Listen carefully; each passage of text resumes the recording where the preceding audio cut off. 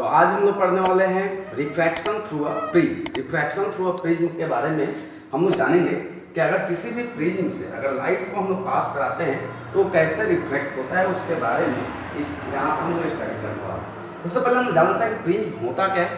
तो प्रिज्म अगर देखा जाए तो यही प्रिज्म होता है। प्रिज्म में कितना सरफेस होता है? तो टोटल इसमें 5 सरफेसेस होता है। ये रखोगे तो इसमें टोटल 5 सरफेस देखने को मिलेगा। एक ये सरफेस है और एक ये, मतलब ये दो सरफेस जो है, ये दो सरफेस को हम लोग बोलते हैं कि ये दोनों सरफेस है ट्रायंगुलर सरफेस, और 3 सरफेस होता है रेक्टेंगुलर। एक नीचे वाला सरफेस हो गया, एक इधर साइड वाला हो गया, एक ये हो गया। तो यानी कि 3 सरफेस, यानी ये हो गया, देखो ये और ये नीचे वाला 3 क्या होता है? रेक्टेंगुलर सरफेस होता है, 2 होता है ट्रायंगुलर सरफेस होता है। तो हम लोग जानते हैं कि पहले प्रिज्म होता क्या है। ये देखो, ये रियल लाइफ में आपको ऐसा दिखाई देगा, ग्लास से बना रहता है प्रिज्म।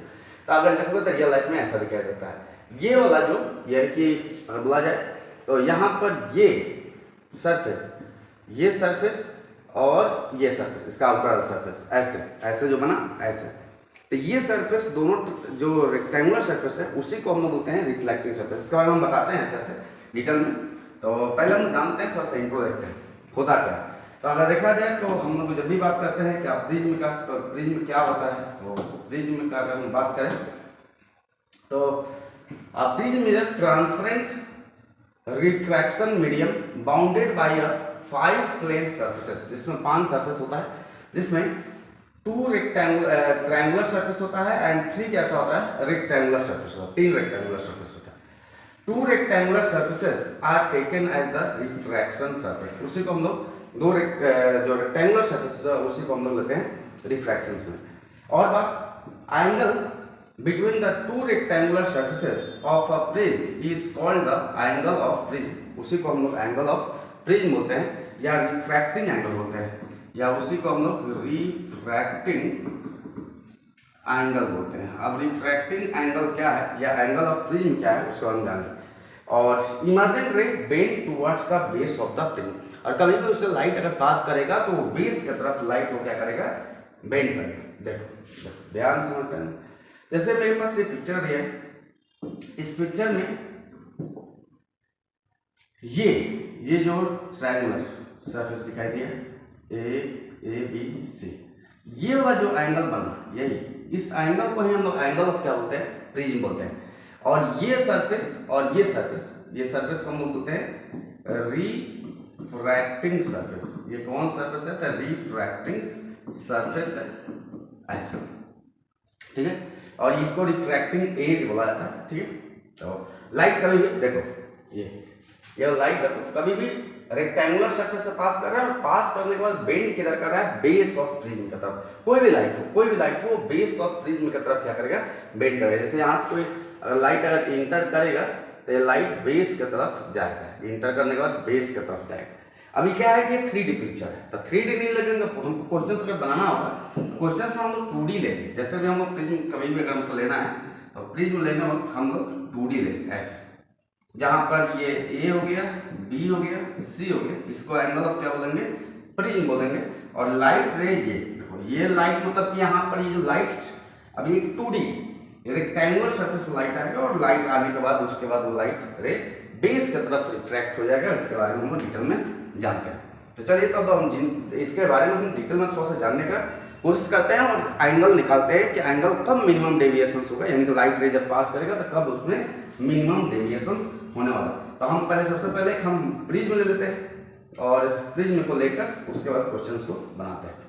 तो ये ले लेते हैं एक प्रिज्म, ठीक है, ये हो गया प्रिज्म। इसमें कलर डालना चाहते डाल सकते हो, चलो ठीक। तो ये प्रिज्म हो गया। अगर प्रिज्म को इसको देखा जाए और इसमें से अगर लाइट रे को पास करा जाए, ये प्रिज्म हो गया, नाम देता है ए बी सी। अगर जब इसमें लाइट रे, जब जैसे लाइट रे यहाँ पर इंसिडेंट होता है, जो लाइट रे आता है, इस लाइट रे को हम बोलते हैं कौन सा रे? इंसिडेंट रे बोलते हैं। तो इंसिडेंट रे, लेकिन जैसे ही लाइट रे यहाँ पर आया, इंसिडेंट रे यहाँ पर आया, तो आने के बाद यहाँ पर सरफेस का परपेंडिकुलर सबसे पहले क्या ड्रॉ करना है? नॉर्मल। अब बाहर क्या है? एयर है और ये ग्लास है। ये बाहर है एयर और इसके अंदर ग्लास है। तो ये एंगल जो बना, angle of incident ray with normal, सबसे पहला नॉर्मल हम बना दी, एन बनाते हैं, इसका नाम एन लिख देते हैं। तो ये क्या एंगल बना है, आई बना है, एंगल ऑफ इंसिडेंस इसको बोलते हैं। अब लाइट रे क्या होता है, बाहर है रेयर और ये मीडियम कैसा है, डेंसर। तो जैसे ही रेयर टू डेंसर जाएगा तो ये थोड़ा सा नॉर्मल की तरफ क्या कर जाएगा, बेंड कर जाएगा। तो इसीलिए नॉर्मल की तरफ क्या कर गया, बेंड कर गया, ये नॉर्मल की तरफ बेंड कर गया, ठीक है। अब नॉर्मल के साथ जो रिफ्रैक्टेड रे एंगल बनता है, रिफ्रैक्टेड रे हो गया, तो जो एंगल बनाएगा उसी को एंगल ऑफ रिफ्रैक्शन बोलते हैं, तो इसको हम R1 लेते हैं। ये क्या हो गया, R1, ठीक। फिर जैसे लाइट रे यहाँ पर आया, रे डायग्राम पिछला लेक्चर में हम लोग किए, पिछला क्लास में हम लोग सरफेस का परपेंडिकुलर, फिर से हम एक नॉर्मल यहाँ पर ड्रॉ कर देते हैं, सरफेस का परपेंडिकुलर, ये भी सरफेस का ही परपेंडिकुलर है, ठीक। तो ये इसका नाम एन डैश देते हैं।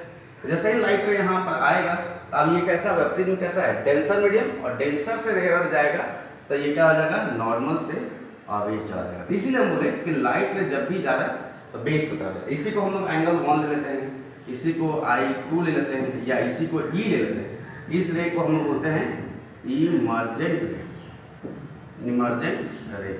इसको ग्लास प्रिज्म से हम लोग करते हैं, इमर्जेंट रे हो गया। अगर ये रे को बोला जाता है, ये रे को हम लोग रिफ्रैक्टेड रे बोलते हैं, ठीक है। इस रे को बोला जाता है रिफ्रैक्टेड। इसको लिखेंगे नहीं, थोड़ा सा और डायग्राम में बहुत सारी चीज एक्सप्लेन करना, ठीक है। इस लाइट रे को जाना कहाँ चाहिए था, इस लाइट रे को जाना कहाँ चाहिए था, पहले उस पर हम फोकस करते हैं कि लाइट रे को जाना कहाँ चाहिए था। तो लाइट रे को तो सर ऐसे चला जाना चाहिए था, ऐसे चला जाना चाहिए था लाइट रे को, लेकिन ऐसे गया नहीं। ये अपने पाथ से क्या कर गया, डेविएट कर गया, थोड़ा मुड़ गया, बेंड कर गया।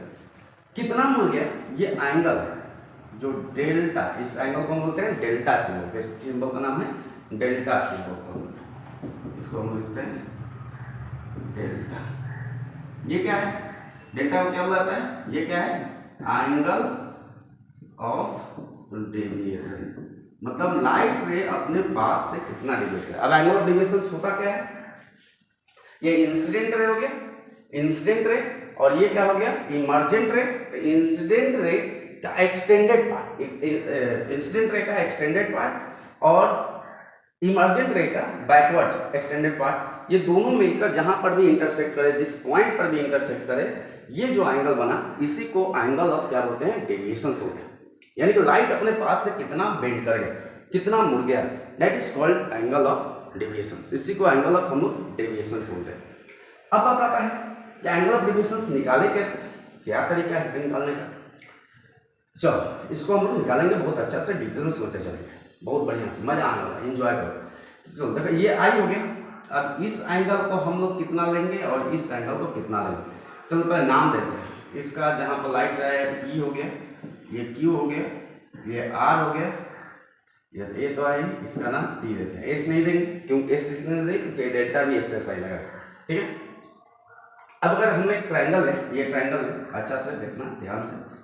अगर ये ट्रायंगल लेते हैं, कौन सा एंगल, ये T, P और Q, ठीक है। अगर ये एंगल लेते हैं तो यहाँ पर यही डेल्टा है, ये डेल्टा एंगल है, तो ये एंगल कितना है, देखो ये पहले पूरा कितना है, I1 है, और ये एंगल भी पूरा क्या हो जाएगा, I1 vertically opposite angle equal होता है, पढ़े हो बचपन में, ये एंगल इस एंगल का बराबर होता है और ये एंगल इस एंगल का क्या होता है, इक्वल होता है, वर्टिकली अपोजिट एंगल होता है। तो ये I है, ये और ये पूरा को हम लोग, पूरा ये क्या है, I है, तो इसको हम लोग क्या बोलेंगे, I माइनस क्या बोलेंगे, R1, और ये पूरा क्या हो जाएगा, I2 हो जाएगा, या इसी को हम लोग क्या बोल सकते हैं, या इसी को, ये एंगल को हम लोग क्या बोल सकते हैं, एक मिनट, इसका आप नाम दिए नहीं, चलो इसका नाम R2 देते हैं।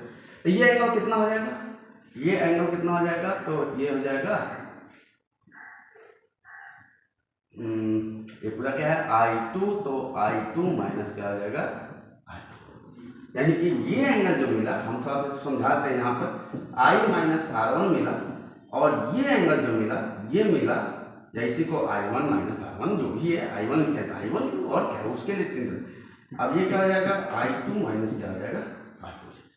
तो अब यहाँ पर ये डेल्टा एंगल अगर बोला जाए, एंगल ऑफ डेविएशन बोला जाए, तो एंगल ऑफ डेविएशन का वैल्यू कितना हो जाएगा, डेविएशन का वैल्यू डेल्टा इक्वल टू क्या होता है, sum of two vertically opposite angle, एक शेयर का इक्वल होता है, एक स्टीरियो एंगल है, वर्टिकली टू अपोजिट एंगल। तो यह I1 माइनस R1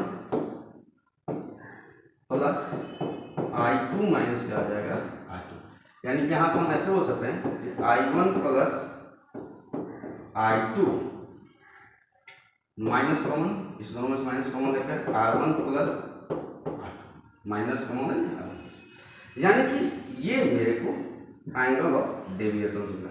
इसको थोड़ा सा और अच्छे डिटेल में कैसे समझेंगे, तो चलो फिर से हम ट्रायंगल लेंगे, फिर से ट्रायंगल लेंगे। आपके बाद कौन सा ट्रायंगल लेंगे, अच्छा देखते जानते हैं, बहुत अच्छा से बहुत बढ़िया से। ये P हो गया, ये Q हो गया, और ये क्या हो गया R हो गया, ठीक है।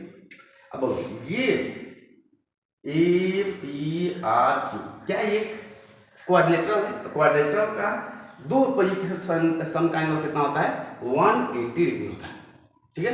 तो 180 डिग्री होता है, तो that is called angle of prism. ये है एंगल ऑफ प्रिज्म, यानी कि ये ए है, तो ये एंगल कितना हो जाएगा ये बताओ।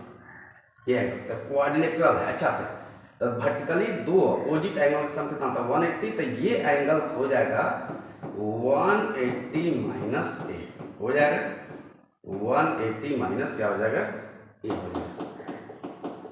चलो हम इसको 180 माइनस ए हो जाएगा, यानी कि ये वाला एंगल मिल गया, ये एंगल मिल गया 180 माइनस क्या हो गया ए हो गया, ठीक। और ये एंगल दिया हुआ है, ये एंगल कितना दिया है R1 दिया है, और ये एंगल कितना दिया है R2 दिया है। तो किसी भी ट्रायंगल का तीनों एंगल का सम कितना होता है 180। The by properties of triangle क्या होता है R1 plus R2 plus 180 minus A equal to क्या हो जाएगा 180, तीनों एंगल से। अब यहाँ से 180 कैंसिल, यानी ए इधर चला जाएगा, तो ओवरऑल मेरे को वैल्यू मिल जाएगा ए equal to R1 plus R2। यानी कि एंगल ऑफ डेविएशन को हम एक अलग टर्म में भी लिख सकते हैं, delta equal to I1 plus I2 minus क्या लिख सकते हैं ए। बहुत ही सुंदर कंसेप्ट, बहुत ही सुंदर कंसेप्ट, यानी कि ये लिख सकते हैं या इसी को कहीं कहीं लिखा रहता है डेल्टा इक्वल टू, तो देखो डेल्टा इक्वल टू इसको एंगल ऑफ इमर्जेंट डिपोजिशन बोलता है, इसको मतलब एंगल ऑफ इमर्जेंट को ई द्वारा भी और आई होता ही एंगल ऑफ इमरजेंस इसको बोलते हैं, लेकिन एंगल ऑफ ये क्या है इमर्जेंट, तो एंगल ऑफ इमर्जेंट तो इसको I2 द्वारा डिनोट किया जाता है, ई द्वारा, तो कोई ई द्वारा डिनोट करेगा तो वो क्या लिख सकता है, और उसको I द्वारा तो क्या हो जाता है I प्लस ई माइनस क्या हो जाएगा, तो बस और कुछ नहीं, मतलब वही है I1 I2। I1 क्या है एंगल ऑफ इंसिडेंस है, I2 क्या था एंगल ऑफ इमर्जेंट था, या उसी को ई द्वारा डिनोट करते हैं, तो एंगल ऑफ इमर्जेंट को ऐसे भी लिख सकते हो। क्या है तो बहुत सिंपल है, यहाँ की यहाँ से लाइट रह गया तो sum of two vertically opposite angle का, यानी ये एंगल और ये एंगल इसके बराबर हो जाएगा, और ये एंगल क्वाड्रिलेटरल है, तो दोनों का सम 180 डिग्री हो गया, और किसी भी ट्रायंगल का तीनों एंगल का सम कितना होता है 180 होता है। तो यहाँ से हम ए का वैल्यू निकाल लिए और ए का वैल्यू उठाकर इसमें डाल दिए, तो मेरे को एंगल ऑफ डेविएशन मिल गया, ये एंगल ऑफ डेविएशन मिल गया। अब बात आता है, थोड़ा सा बात और समझते हैं अच्छा से, तो हम तो एंगल ऑफ फ्रिंज निकाल दिए। अब बात आता है इमर्जेंट रे बेंड टुवर्ड्स द बेस, ये तो बता ही दिए। एंगल ऑफ फ्रिंज निकालने के लिए फॉर्मूला बताया, ए इक्वल टू क्या होता है R1 प्लस R2, और उसी से डेल्टा निकालते हैं, डेल्टा का वैल्यू क्या आया था I1 I2 माइनस क्या आया था ए, जिसको कि डेल्टा को हम लोग क्या बोलते हैं एंगल ऑफ डेविएशन बोलते हैं, तो हम समझा दें where I2 equal to E equal to क्या होता है इमर्जेंट एंगल हम बोलते हैं। Angle of deviation delta equal to I2 minus I1 minus I2, या इसी को माइनस R1 प्लस R2, ये तो आया नहीं था, या इसी को हम लोग I1 प्लस I2 माइनस क्या लिखते हैं ये लिखते, अभी तो हम जस्ट कराए, ठीक है। तो इस चीज को बात को याद रखना है बहुत बढ़िया से। अब बात आता है आगे, अब बात समझे जाए, और मिनिमम डेविएशन, अगर मिनिमम डेविएशन होगा यानी कि लाइट रे में मिनिमम डेविएशन होगा, तो वहां पर I1 equal to I2 equal to I हो जाता है, I हो जाता है, या इसी को हम लोग लिखते हैं I इक्वल टू क्या रहता है यानी angle of incidence equal to angle of emergence, यानी एंगल ऑफ इंसिडेंस और इमर्जेंस दोनों क्या हो जाता है सेम हो जाता है अगर मिनिमम डेविएशन हो, लाइट रे का मिनिमम डेविएशन होगा तब ऐसा होगा। और डेल्टा मिनिमम का वैल्यू अगर उस केस में देखा जाए तो कितना वैल्यू हो जाएगा, तो देखो फार्मूला में बात को फार्मूला जानो, डेल्टा इक्वल टू फार्मूला क्या था, delta equal to I1 plus I2 minus A था, तो I1 I2 दोनों इक्वल हो गया I के बराबर, तो क्या हो जाएगा 2I माइनस क्या हो जाएगा ए हो जाएगा। ये मिनिमम डेविएशन। और बात याद रखेंगे, अभी हम समझाएंगे भी इसके बारे में, बहुत अच्छा समझाएंगे कि मिनिमम डेविएशन किसी भी ट्रायंगल के अंदर ओनली वन ही एंगल होता है जो कि मिनिमम डेविएशन का एंगल होता है। Angle of incidence, angle of emergence दोनों सेम होगा तब जाके। अब ये जो डेल्टा है, डेल्टा कुछ फैक्टर पर डिपेंड करता है। अब डेल्टा यानी कि एंगल ऑफ डेविएशन जो है कुछ फैक्टर पर डिपेंड करता है, और उसमें सबसे पहला फैक्टर आता है the material of the prism. Material of prism का कहने का मतलब ये है कि मटेरियल ऑफ प्रिज्म का पहला फैक्टर क्या है, मटेरियल ऑफ प्रिज्म मतलब कि refractive index of material of prism. यानी कि अगर रिफ्रैक्टिव इंडेक्स अगर अलग अलग हुआ, जैसे कि देखो ध्यान समझो, अगर मान लो कि ये जितना ज़्यादा डेंस होते जाएगा, जैसे कि अगर हम बात करें सिंपल एक भाषा कि डायमंड का रिफ्रैक्टिव इंडेक्स पढ़े हो, डायमंड का रिफ्रैक्टिव इंडेक्स होता है कितना 2.42 होता है, जबकि ग्लास का अगर देखा जाए तो ग्लास का रिफ्रैक्टिव इंडेक्स होता है 1.53 होता है। ठीक है, या उसी तरह अलग अलग मीडियम को हम देखते हैं तो रिफ्रैक्टिव इंडेक्स अलग अलग होता है। तो ये मीडियम जितना ज़्यादा डेंस होगा, ये मीडियम जितना ज़्यादा डेंस होगा, लाइट रे मतलब जो इसको लाइट रे इंसिडेंट हुआ वो बेस की तरफ उतना ही क्या करेगा, बेंड करेगा। यानी कि रिफ्रैक्टिव इंडेक्स बढ़ने से एंगल ऑफ डेविएशन भी क्या होगा, बढ़ेगा। रिफ्रैक्टिव इंडेक्स बढ़ते जाएगा, एंगल ऑफ डेविएशन क्या हो जाएगा, बढ़ते जाएगा। इस बात को याद रखो। और द कलर और the wavelength of the light, ठीक है, कलर ऑफ द और the wavelength of the light. अगर देखा जाए जब इससे लाइट पास करता है, जब प्रिज्म से लाइट पास करता है, इसी बारे में आगे पढ़ना है डिस्पर्शन ऑफ लाइट के बारे में, तो सबसे ज्यादा डेविएशन होता है किसका, देखो ये होता है, ये बात इस फोकस ये यहाँ पे देखोगे तो सबसे ज्यादा डेविएशन किसका होता है, तो वायलेट का। वायलेट का सबसे ज्यादा डेविएशन होता है, और सबसे कम किसका होता है, रेड का। यानी कि रेड का एंगल ऑफ डेविएशन क्या होता है, रेड का एंगल ऑफ डेविएशन क्या होता है, कम होता है, और वायलेट का एंगल ऑफ डेविएशन क्या होता है, ज्यादा होता है। इसको आप देखो हम बता रहे हैं रीजन क्यों, रीजन ऐसा क्योंकि विबजियोर जब जाते हैं, विबजियोर, तो विबजियोर जब जाते हो तो विबजियोर में क्या होता है, इस वायलेट होता है, वायलेट का अगर वेवलेंथ देखा जाए तो वेवलेंथ कितना होता है, 400 एंगस्ट्रॉम होता है, 4000। अगर एंगस्ट्रॉम में जाएंगे तो 4000 एंगस्ट्रॉम या 400 नैनोमीटर। ठीक है, या रेट का अगर देखा जाए तो रेट का यही क्या होता है, 8000 लगभग हो जाएगा 8000 एंगस्ट्रॉम या 800 नैनोमीटर, या कहेंगे बुक में 760 भी लिख दिया था, तो ये लिख सकते हो। ठीक है, ये चल। तो अगर बोला जाए कि द कलर और the wavelength of the light उस पर डिपेंड करता है, यानी कि इससे हमको क्लियर मालूम चल गया कि अगर वेवलेंथ अगर बढ़ रहा है तो वेवलेंथ बढ़ रहा है तो एंगल ऑफ डेविएशन क्या हो रहा है, डिक्रीज कर रहा है। वेवलेंथ बढ़ता जाएगा बढ़ता जाएगा बढ़ता जाएगा, एंगल ऑफ डेविएशन डिक्रीज करता जाएगा। आगे angle of prism A and the angle of incidence, मतलब एंगल ऑफ प्रिज्म पर भी डिपेंड करता है। एक के साथ हम 2 पॉइंट लिखने लिखना चाहिए था। चलो ठीक है, पहला पॉइंट बताते हैं, एंगल ऑफ प्रिज्म यानी कि ये एंगल जितना बढ़ेगा, एंगल ऑफ प्रिज्म जितना बढ़ेगा तो एंगल ऑफ प्रिज्म बढ़ने से डेल्टा का वैल्यू क्या होता जाएगा, बढ़ता जाएगा। एंगल ऑफ प्रिज्म बढ़ता जाएगा, क्योंकि देखो मीडियम चौड़ा होता जाएगा, ऐसा पतला था, ऐसा मीडियम क्या होता जाएगा, चौड़ा होता जाएगा जितना ज्यादा, तो उस केस में उसका डेविएशन उतना ज्यादा होगा। अभी कहता है एंगल ऑफ इंसिडेंस, तो एंगल ऑफ इंसिडेंस का केस के लिए ग्राफ आता है जो कि बहुत ही सुंदर ग्राफ होता है एंगल ऑफ इंसिडेंस के रिगार्डिंग। तो ये ग्राफ को अच्छा से समझना है, एंगल ऑफ इंसिडेंस और एंगल ऑफ डेविएशन, ये इसके रिगार्डिंग ग्राफ है। बहुत अच्छा से ग्राफ अगर समझ लोगे तो दिन मजा आएगा। अब देखो ये ग्राफ में कुछ बात दिखाया गया है, बहुत बढ़िया समझा जाए। स्टार्टिंग में इन स्टार्टिंग में देखा जाए, अगर स्टार्टिंग में देखो तो ये 60 डिग्री पर एंगल ऑफ इंसिडेंस कम है, एंगल ऑफ इंसिडेंस बढ़ा, एंगल ऑफ डेविएशन क्या होगा, घटते गया और एक पॉइंट आकर that point is called delta minimum. यानी कि यहाँ पर जाकर डेल्टा क्या हो गया, मिनिमम हो गया। यहाँ पर एंगल क्या हो गया, डेल्टा मिनिमम हो गया। फिर उसके बाद जैसे ही एंगल बढ़ना स्टार्ट हुआ, फिर एंगल ऑफ डेविएशन क्या हो रहा है, बढ़ रहा है। क्या कहानी है, तो देखो पहले एंगल ऑफ इंसिडेंस बढ़ा तो एंगल ऑफ डेविएशन घटा, और इस समय बाद मिनिमम गया, और मिनिमम के साथ फिर क्या होना स्टार्ट हो गया, बढ़ना स्टार्ट हो गया। लेकिन यहीं पर हम एक बात बताना चाहेंगे जो कि बहुत ही मजा आने वाला है, इंटरेस्टिंग चीज है। जैसे आप प्रिज्म लेते हो, ये प्रिज्म लेते हो, और प्रिज्म में अगर देखा जाए, यहीं पर इस प्रिज्म में देखा जाए कि अगर कोई लाइट रे यहाँ से भेजा, तो लाइट रे भेजा तो यहाँ से 30 डिग्री एंगल या जो भी है समथिंग कोई एंगल ले ले, यानी कि जो भी एंगल हो जाएगा 30 डिग्री हो जाएगा।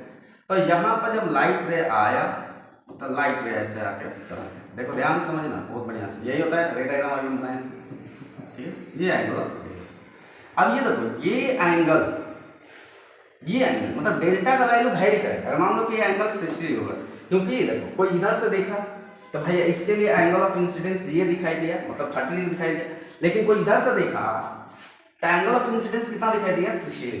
तो यानी कि for same value of angle of incidence, sorry for different value of angle of incidence, देखो ये 40 डिग्री 80 डिग्री, तो 40 डिग्री 80 डिग्री के लिए एंगल ऑफ